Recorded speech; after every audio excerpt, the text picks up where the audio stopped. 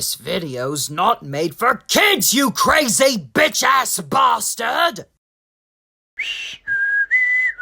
Come with me to the Sodrian Isle off the coast of Britain. It's about 60 miles. There's good and there's bad and there's stuff in between. With steamies and diesels, you'll see what I mean. People and parcels, works lots of fun. Watch these engines out in the snow, rain, and sun. They work real hard, they stay on track. Oh no, there's some baddies, just watch your back. Are you looking for fun? Yes, we're looking for fun. Are you being really useful? We're being really useful. Sit back and relax. It's the tales of the Northwestern Rails. It's the tales of the Northwestern Rails. Hope you enjoy. What the dickens, Tiger Moth?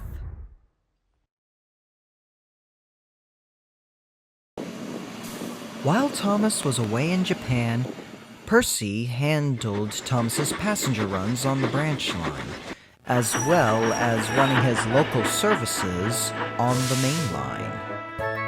Thank you, Percy. Very comfortable journey.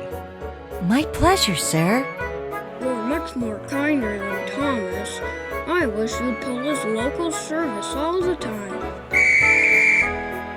While Percy was on the main line, James and Bloomer took turns with the saloon coaches on the branch line runs.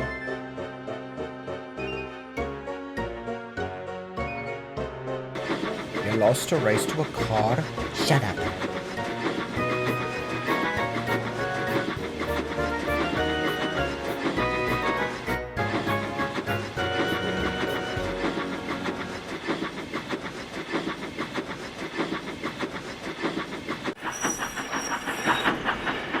Things were going swimmingly for the little green saddle tank engine, when suddenly, as Percy arrived at Vickerstown and was going to turn around for a return journey, there was a bursting crack.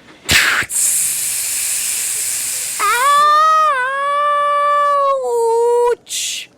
Poor Percy had broken his cylinder drain cock.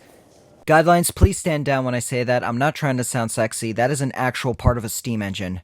Now anyways, back to the story. Without a functioning cylinder, poor Percy could not continue to operate. So Emily had to take the return train home, and the works diesel escorted Percy to the steamworks. At the works, Percy was growing some concerns.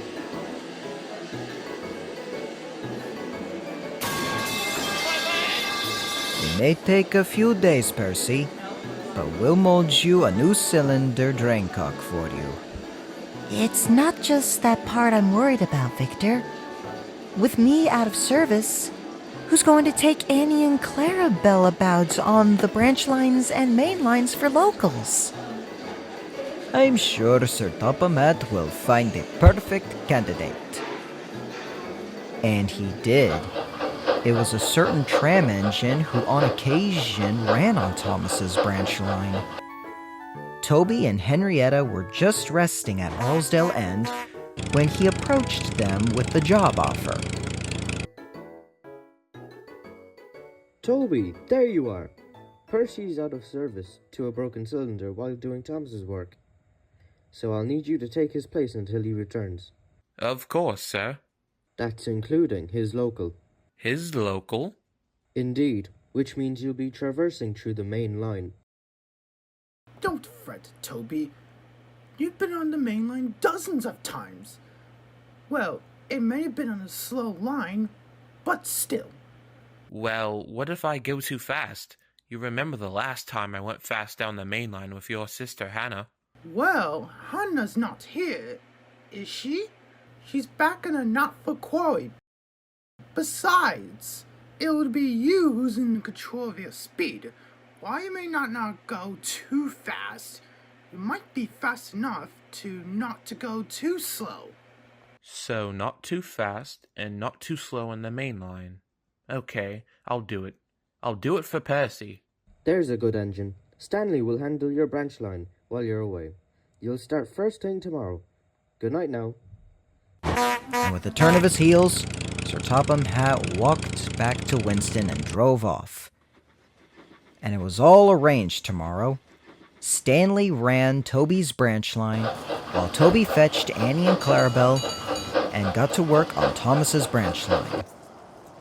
He started at Knapford and made his way to Ellsbridge so he can fill up with water and have a full tank so he could run along the main line.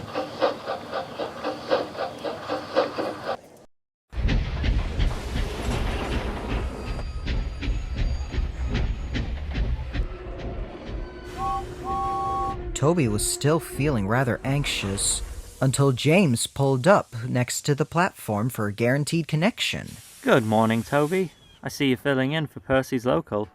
One of Percy's cylinders burst open, so I'm to take his substituting place.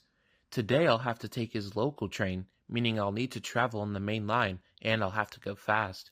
I'm not fond of going fast, but I don't want to go slowly either, since I know fast express and goods services dominate those tracks. Just how do you do it? Well, I can understand not going too fast, but you also mustn't go too slow either. It's important to follow the minimum speed limit. Minimum? There's a minimum speed limit? Of course. Like when the sign says 30 miles per hour, that means you can't go slower than 30, so you have to be faster than 30. But at the same time, you should follow the maximum speed limit. Just be in between the maximum and minimum speeds. So that's what Henrietta meant. Alright then, I'll keep that in mind. Thanks, James. Anytime. Best of luck. And with the toot of his whistle, James departed. Deep breaths, old boy. You can do it. Toby left for the main line too, when he exited the loop line and entered Crosby. He was going to need all the puff he got, especially when traversing over Gordon's Hill. As Toby continued along the line, he felt more confident, gallant, free.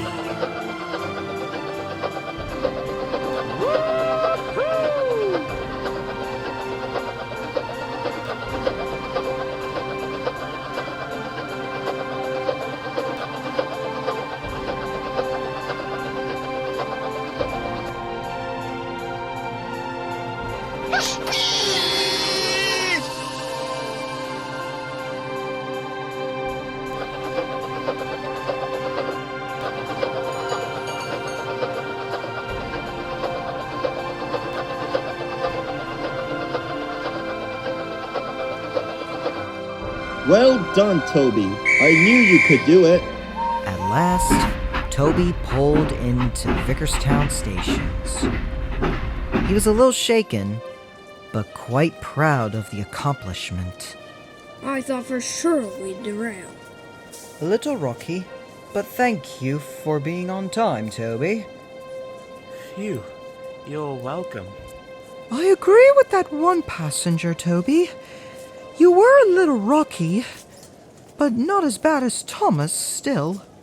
I wasn't sure what came over me back there. One moment I was nervous, but as we continued down the line, I felt comfortable.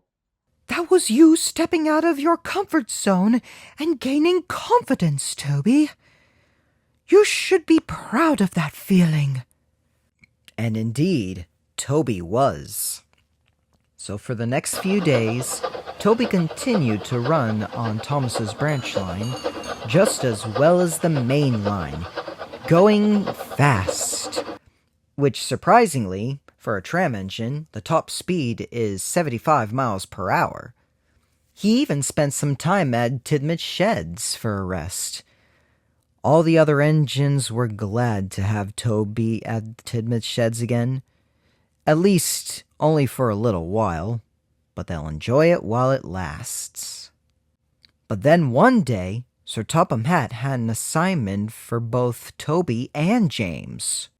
They were needed to pick up some stone from the Sodor slate quarry and deliver it to the wharf. Well, Toby, this one will be a little tougher than Gordon's Hill. You think you can do it? You know I can.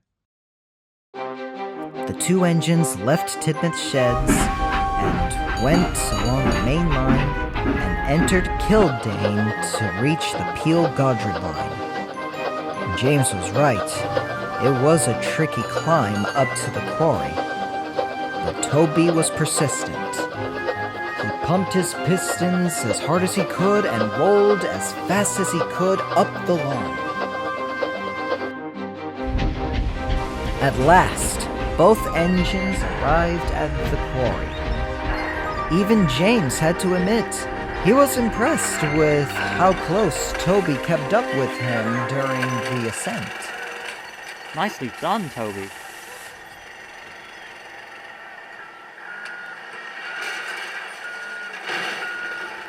Both engines got their trucks loaded with stone, and they rolled down from the line and entered the main line down to the wharf.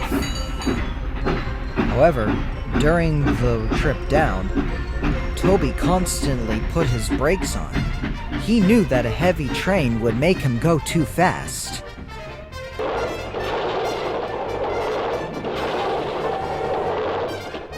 Whoa, whoa, whoa. Steady as it goes now.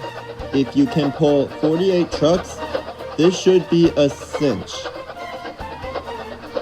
At last, Kildane came into view for Toby, and with that, he poured on the power and zoomed along the main line, catching up with James. Look out, Normanby Wharf. Here we come. Ah! Here comes our stone now! James arrived at the platform, but Toby overtook it. Is that train going too fast? He was going way too fast. Whoa! What was that? Stop, Toby! Stop!